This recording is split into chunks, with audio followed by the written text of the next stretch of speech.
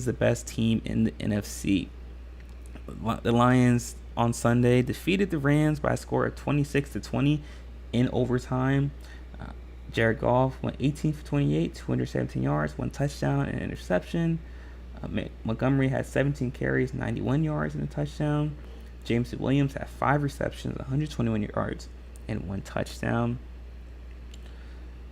The biggest takeaway from this game is not that Detroit is the best team in the NFC, though I do believe after watching this performance that they are, but the Rams are much better than I expected. Matt Stafford is still playing at a very efficient level at this stage in his career. He went 34-49, 317 yards, 1 touchdown. Kyren Williams had 18 carries, 50 yards, and a touchdown. Cooper Kupp had 14 receptions, 110 yards, and a touchdown. The biggest cause for concern with the Rams, I would say, is their lack of a running game, and you can see so. Like I said, through the stats that I just mentioned, Matt Stafford threw the ball 49 times. I don't know how often you're going to win games if you're LA with Matthew Stafford throwing the ball that many times.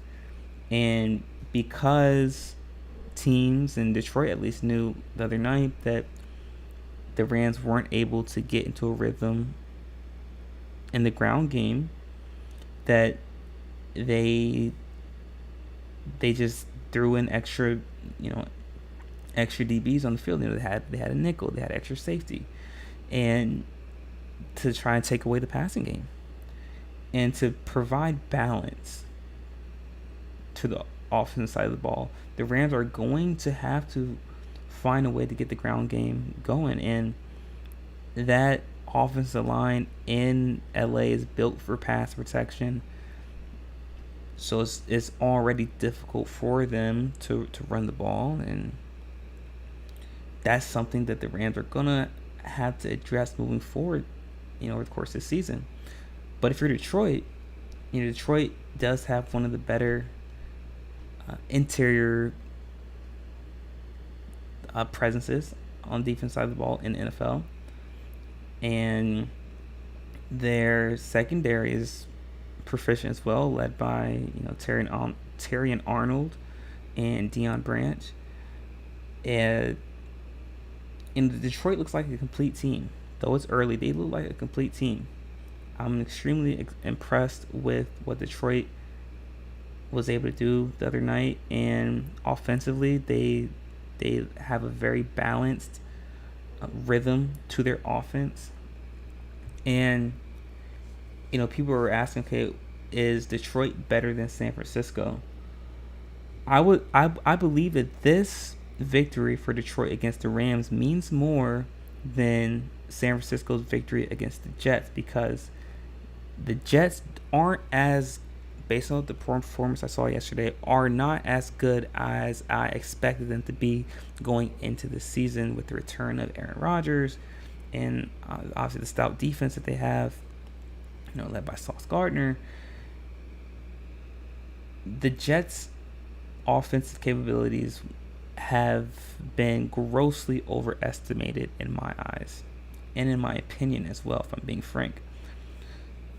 So I'm unsure about how good the Jets are going to be. But what I can say is the Rams are going to be a good team. The Rams are going to be a good team this year in the NFC.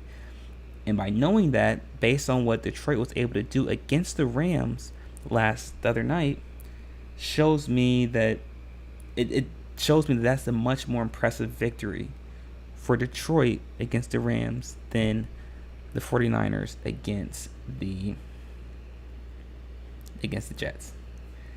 And my co-host Dre, I know he's gonna have something to say about his 49ers victory against the Jets, and we're gonna discuss all that on the live show.